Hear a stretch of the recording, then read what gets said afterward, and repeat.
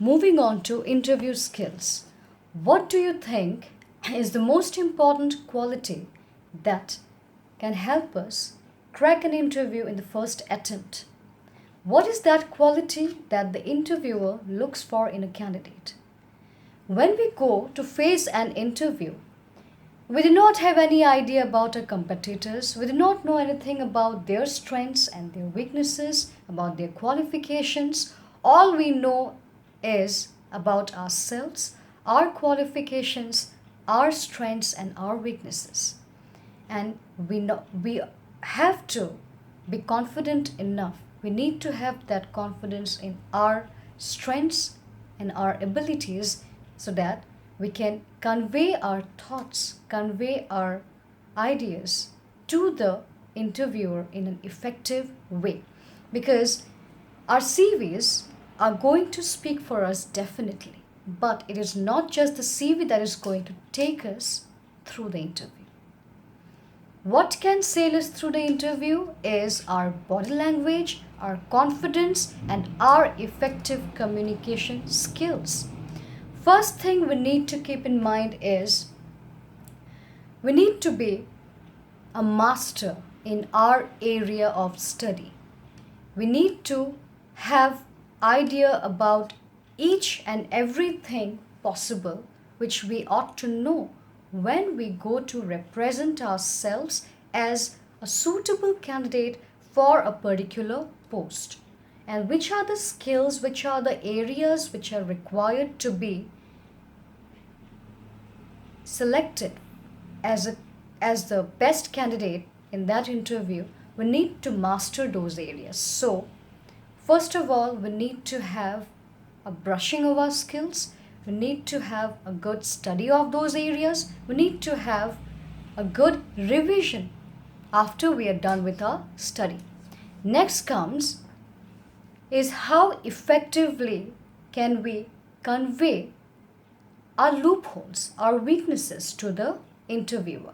Because always remember, this I'm saying from my experience of the interviews that I had faced, that the interviewer does not only want to see what you can, he also wants to know what you cannot and why you cannot, if at all you cannot do something. I'm going to share an anecdote from my interview for the masters in Tejpur University. It was like I had to face a panel of around 6 senior professors, and they asked me that why should we choose you? Because we have so many candidates here, and why do you think we need to select you as the right candidate? I just focused on, I don't remember exactly what I said, but I focused on my strengths. I focused on the areas which I knew were my strengths. And then they asked me one question, because I am a student from literature. They asked me, do I like reading fiction? Because fiction is a very crucial paper in literature, both bachelor's and master's. And unfortunately, I do not enjoy reading fiction. And I told them exactly this. I told them that no sir, no ma'am, I do not enjoy reading fiction. I did not care about the consequences. I did not think about what kind of criticism, what kind of questions are going to come my way after I give this answer. I could have bluffed at that point. I could have said them that yes, I love this author, I love this fiction. Well, no. When I know that something I want to get by dint of my merit, by dint of my caliber, I'm not going to let the color of lie, the color of deception meddle with my merit. And I was sure about it. So I told the panel that they asked me, how do you suppose that, how are we supposed to select you if at all you do not find fiction interesting? Because it's such an important paper in your syllabus. I just told them one thing, that literature has much more to it than just limited to fiction. And I love literature because I love life. I love studying about, I love reading about anything which is associated to life, like poetry, like articles. I love non-fiction which are realistic, but imagination is something, fiction is something that does not appeal to me as a student of literature. I don't know.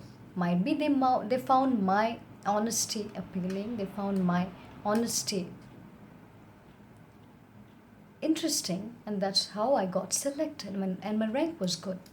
It was around 9 or 10, like that. I don't remember exactly.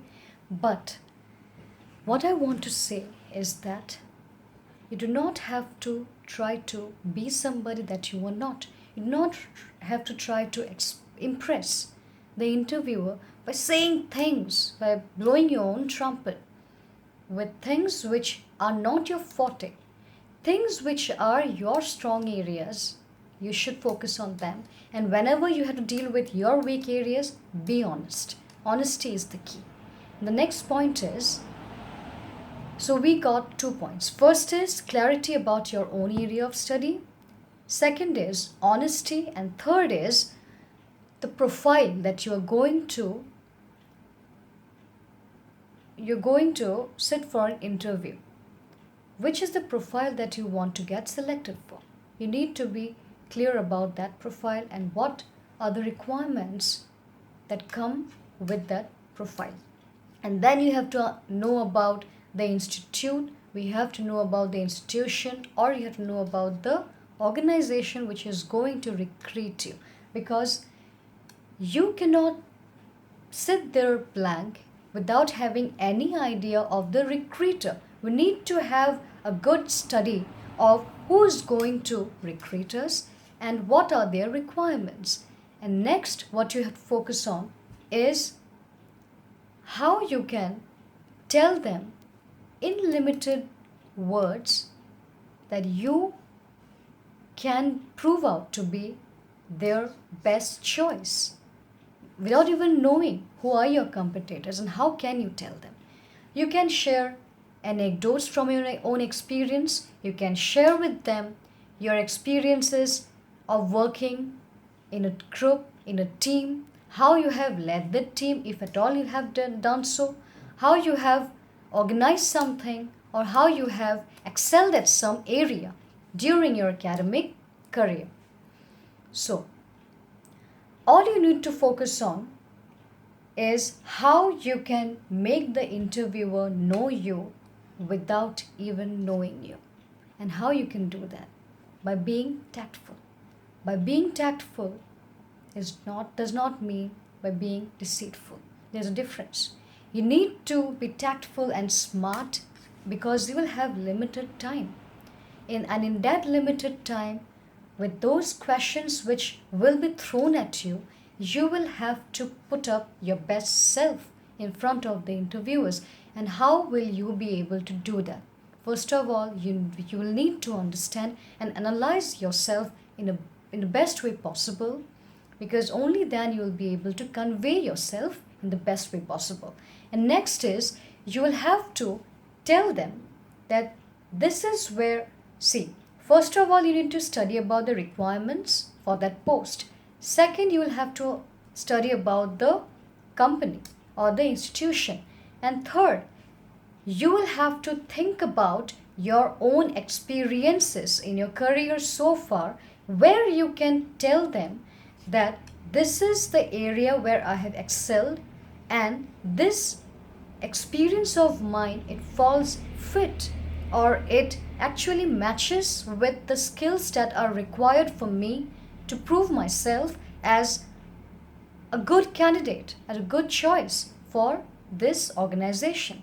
So you can connect in a smart way, you can connect your experience to their requirements. Next is, you have to put up a very strong body language, because they will observe you. They will analyze your body language. You should not be jittery. Jittery means nervous. You should not fumble. Even if you stammer, it's okay. Take your time. If you do not know the answer to a particular question, take your time. But do not give a wrong answer in a hurried way. That will cost you a price. So if you want to be safe, if you want to put up your best self in an interview, all you need to do is be honest, be confident, take your time, maintain a steady pace, and be sure about whatever you are saying. Do not beat around the bush. Do not say things blindly, because those blind shots will actually backfire and you will have to bear the brunt of it. So if you do not want your impulsive choices, if you do not want your impulsive moves to come in the way of clearing or cracking that interview in the first attempt, be steady, be stable. If required, meditate before you go for the interview. Take your time and then speak up. Because first of all, we need to assemble our thoughts. If we do not have clarity of thought, we cannot be clear when we are speaking. And when we are speaking, if it does not reach to the listener in a very clear and concise way, the interviewer fails to understand us. And if they fail to understand us, how can they recruit us? How can they choose us? Because remember, there is a trust factor that we need to build during the course of that interview. Because trust is a very important element in being recruited, in being selected in an interview. And how can we build that trust factor? By telling about our strengths and weaknesses, by telling about our experiences, by sharing with them your ideas. If you have any new idea about a particular area which pertains to their requirement, you can just suggest to them certain things, like you were talking to a friend. You have to be formal. You have to conduct yourself in a very proper way, but you cannot afford to be mindless. You have to be mindful of what you are speaking, and you have to be also confident. You have to be fluent, and you need to be comfortable while you are speaking. In a formal setup, we already feel uncomfortable and nervous. So we need to keep reminding ourselves that we are not here to impress, we are here to express, and express to the best way possible, because only then will the interviewers be impressed. So that's all for now. Signing up, and we'll be back with some more videos on interview skills, communication skills, spoken English in our later videos. Thank you so much. Keep watching and subscribe to our channel if you haven't yet. Thank you.